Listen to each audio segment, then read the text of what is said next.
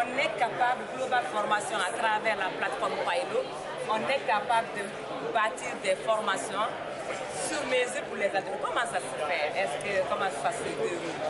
Ben, dans le fond, c'est que nous, on a un système qui s'appelle 365 guides.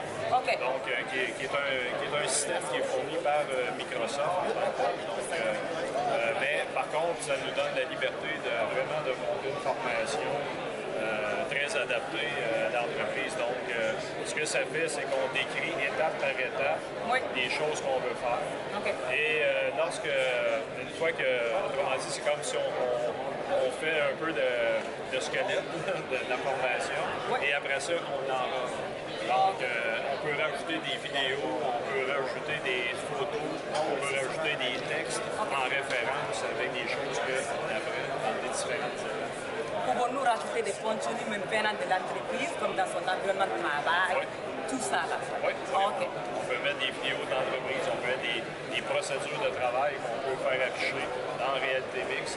Donc, les gens qui arrivent devant un équipement peuvent voir la procédure de l'équipement et la personne elle peut prendre la procédure, pas l'avoir, si on peut dire, en interférence dans son apprentissage. Il peut situer, il peut mettre toutes les choses à différents endroits.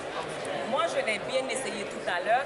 Dans le cadre des écoles, par exemple, parce que nous, en Afrique, là, comme tu le sais, on fait vraiment beaucoup de formations avec les étudiants africains. Présentement, on est avec notre partenaire, Africa Development Network. On est en train de donner des formations à des étudiants au Cameroun. Dans le cadre de ces projets-là, de ces programmes, est-ce qu'on peut monter des formations? Parce qu'on a formé les départements santé, par exemple. Oui. Parce que j'ai vu tout à l'heure quand je l'ai essayé avec... l'anatomie. Oui, l'anatomie, pour les modos et puis le laboratoire. Comment on pourra procéder dans ce cadre? Bien, c'est sûr qu'à ce moment-là, on peut avoir un logiciel qui nous permet de faire de la création. Par exemple, comme l'anatomie qu'on a vu, il faut créer le squelette. Okay. Il faut avoir un logiciel qui nous permet de créer les différents dessins qu'on a besoin. Okay. Et après ça, bien, étape par étape, on dit suivant, next. Après ça, on peut changer de squelette, mettre des busques, donc toutes les différentes parties du corps. Donc, il n'y a pas de limite avec la réalité mixte. On peut faire beaucoup de choses. OK. Quand même, l'accès à l'équipement, au casque, comment est l'accès au casque? Comme par exemple, quelqu'un pourra poser une question en Afrique. Maintenant, est-ce que pour le réparer ou c'est comment la viabilité là?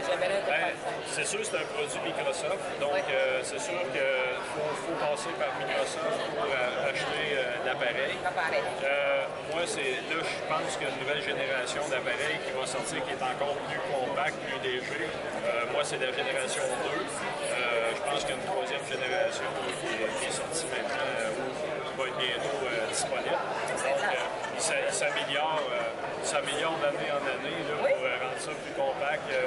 Déjà là, c'est pas très lourd, c'est très léger. Je l'ai trouvé vraiment, moi je pensais avant, là, c'était comme les casques de travail, là. Mais ça, là, c'est léger. C'est très, très léger. Les nouveaux modèles sont encore plus légers encore aujourd'hui. Okay. Donc, il faut passer par Microsoft pour avoir l'appareil. Et après ça, il s'agit, dépendamment du type de logiciel que vous utilisez, selon le type de formation, vous devez choisir le logiciel adapté. Mais il y a un paquet d'applications qui va avec, qui est disponible. OK, donc du coup, il faudra quand même avoir identifié nos besoins, identifier les outils quand même là vont faire partie de cela. Et puis, en ce moment-là, maintenant, Global Formation, Pailo, vous allez monter les contenus et les intégrer directement. Oui, on peut les intégrer. Puis aussi, on peut connecter, pour connaître un peu les performances d'apprentissage, pour voir la courbe d'apprentissage. Si la personne s'améliore, on peut, ce qu'on appelle, on peut connecter toutes les statistiques, les données avec Power BI de Microsoft. Okay. Donc, ce que ça fait, c'est qu'on est capable de savoir, par exemple, un employé la semaine dernière avait commencé sa formation avec les lunettes.